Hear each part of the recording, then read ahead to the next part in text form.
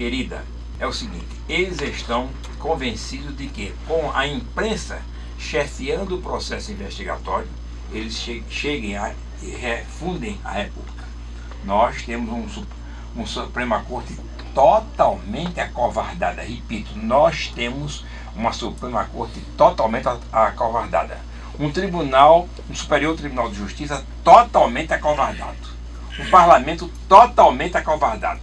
Somente nos últimos anos, nos últimos tempos, o PT e o PCdoB começaram a acordar um presente da Câmara. Aí diz: o presidente da Câmara, vou ler textualmente como está aqui: o presidente da Câmara, fudido.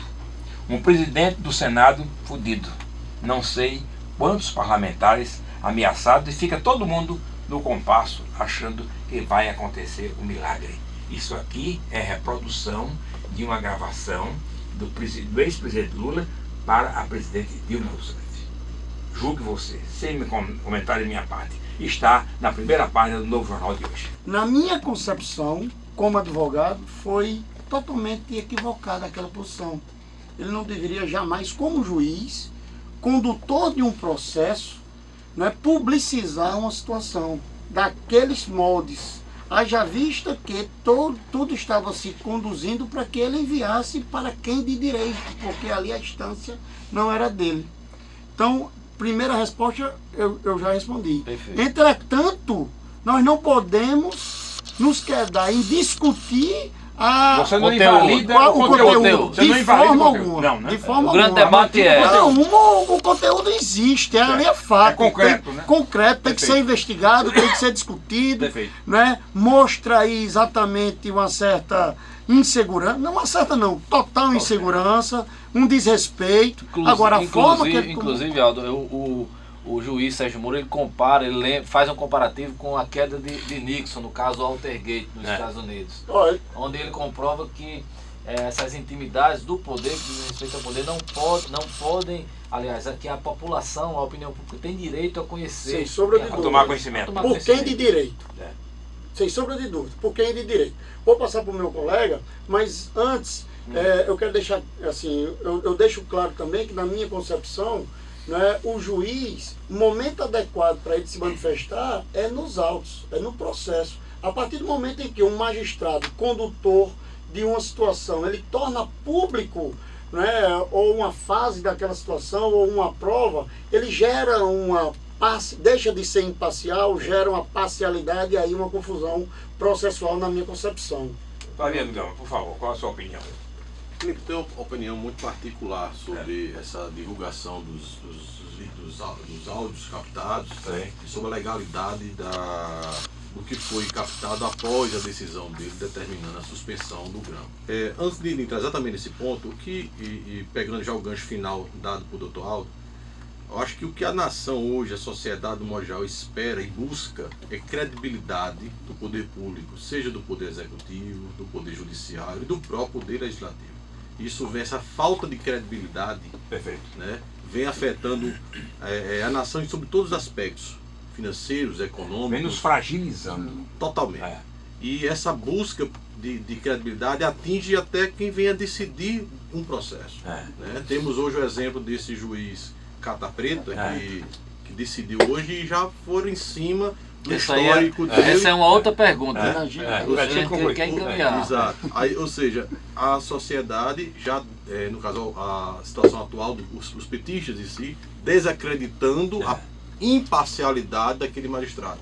Ou seja, de certa forma, com uma fumaça de razão. Sim, claro, sem dúvida, concordo com você. Ou seja, aí começa a botar em xeque essa credibilidade que tanto a gente busca, essa seriedade dos atos. Perfeito. A questão voltando agora exatamente ao ponto, da legalidade do grampo, eu entendo que estava legal, apesar da decisão de determinando a suspensão ter sido minutos ou 1 ou 2 horas antes, foi determinado isso. Eu vi um jurista hoje na televisão dizendo que não chamasse de grampo, não, de gravação, porque grampo é ilegal. Exato, é o termo, a expressão. A interceptação telefônica concedida, que aí fica o termo mais técnico correto, foi legal, era por um tempo muito maior. Na verdade, o tempo máximo são 15 dias. Não era para se encerrar ontem. Não, ele encerrou por conta do... Ele puxou a decisão encerrando a gravação naquele dia. Porém, para isso ser efetivado, Felipe... Demorava um tempo, né? Óbvio, se o juiz hoje determina, por exemplo, a soltura de um réu, aquele réu não é solto no minuto seguinte. Não é em tempo real, né? Não. Tem os procedimentos de oficialização, de chegar à formalização disso, que leva... Demanda um tempo, óbvio. Claro. E a operadora que faz o grampo, que determina, na verdade, como é que o grampo... É bom que se esclareça como é que acontece o grampo. É porque não é a Polícia Federal que faz grampo, não. A Polícia Federal, na verdade, ele capta e grava o Exato. sinal que é repassado, retransmitido pela operadora. Exatamente. É a operadora que faz tudo. Exatamente. A operadora tem que ser comunicada para cessar aquela transmissão. Quem grava não é a operadora, quem grava é a polícia. É a polícia. Mas quem transmite é a É a operadora. operadora. Né? Isso demanda um tempo. Claro. Né? E a efetivação disso, até isso acontecer de fato, está legalizada a situação.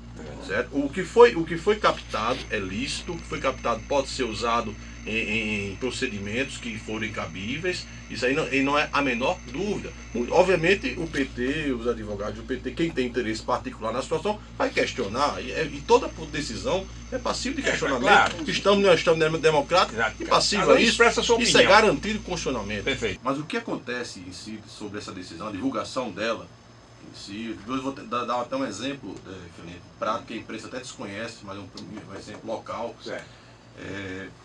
Eu, na verdade, essas divulgações dos áudios, eu digo por um pouco de experiência em advogar em algumas operações deflagradas aqui no âmbito do Estado, normalmente são publicizadas com oferecimento da ação penal, da denúncia por parte do Ministério Público.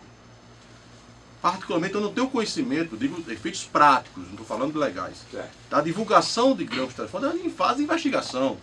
Ou seja, isso é atípico. Isso é atípico. O que o doutor Sérgio Moro fez é atípico no procedimento de investigação.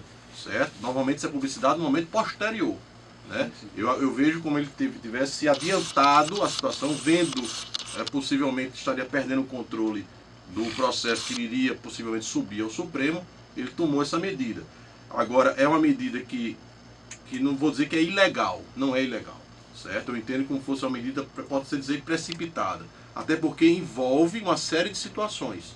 Situações econômicas, situações financeiras, de modo geral. A ordem pública do Estado, como um todo, estaria... E está aí o tumulto, os questionamentos.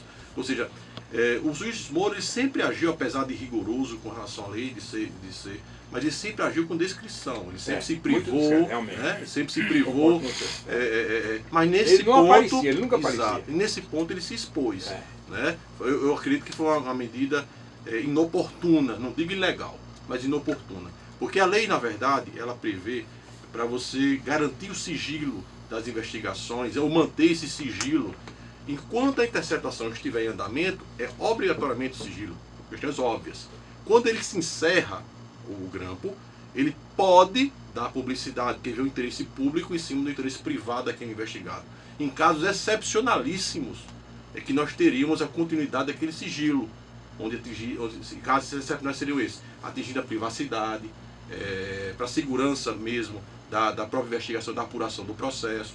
São situações excepcionalíssimas, mas a regra é a publicização, sim, certo? Só que o procedimento prático, como eu disse, é atípico naquele momento.